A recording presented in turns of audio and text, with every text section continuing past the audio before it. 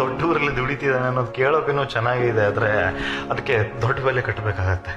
ನಿಜವಾಗ್ಲೂ ಈ ಊರಲ್ಲಿ ಎಲ್ಲ ಇದೆ, ಕನಸಿದೆ, ಅವಕಾಶಗಳಿದೆ, ಸ್ವಾರ್ಥ ಇದೆ. ಖುಷಿಯಾಗಿರೋಕೆ ಕ್ಲಬ್ ಇದೆ, ಪಬ್ ಇದೆ, ಫುಡ್ ಗ್ರೋಸರಿಗಳೆಲ್ಲ ಮನೆ ಬಾಗಿಲಿಗೆ ತಂದ್ಕೊಡೋ ಫೆಸಿಲಿಟಿ ಇದೆ. ಆದ್ರೆ ಮನೆಗೆ ಲೇಟ್ ಆಗಿ ಹೋದ್ರೆ ಬೈಯೋ ನನ್ನ ಅಪ್ಪ ಈ ಊರಲ್ಲಿಲ್ಲ. ನಾನು ಬರೋವರೆಗೂ ಕಾದು ನನಗೆ ಊಟ ಹಾಕೋ ನನ್ನ ಅಮ್ಮ ಈ ಊರಲ್ಲಿಲ್ಲ. ನಂಗೆ ಜ್ವರ ಬಂದಾಗ ಕಾಳಜಿ ಮಾಡ್ತಿದ್ದ ನನ್ನ ತಂಗಿ ಈ ಊರಲ್ಲಿಲ್ಲ. ಇಷ್ಟೆಲ್ಲ ಜನ ಇರೋ ಈ ಊರಲ್ಲಿ ನಿಜವಾಗ್ಲೂ ನನ್ನವರಂತ ಯಾರೂ ಇಲ್ಲ. ಮೇ ಬಿ ನನ್ನ ಹಾಗೆ ಇವರೆಲ್ಲ ಕನ್ಸನ್ನ ಹೊತ್ತು ಬಂದವರೇ ಅಲ್ಲ. ನನ್ನ ತರನೇ ಜಸ್ಟ್ ಇದ್ದಾರೆ, ಐ ಮೀನ್ ಫಿಸಿಕಲಿ ಇದ್ದಾರೆ. ಮೆಂಟಲಿ ನಾನಂತೂ ಇರಲಿಲ್ಲ. ನಾನಿನ್ನು ನನ್ನ ಪುಟ್ಟ ಮನೆಯಲ್ಲೇ ಇದ್ದೀನಿ, ನನ್ನವ್ರ ಜೊತೆ ಇದ್ದೀನಿ. ಆದ್ರೆ ನಾನಲ್ಲಿ ಖುಷಿಯಾಗಿದ್ದೀನಿ.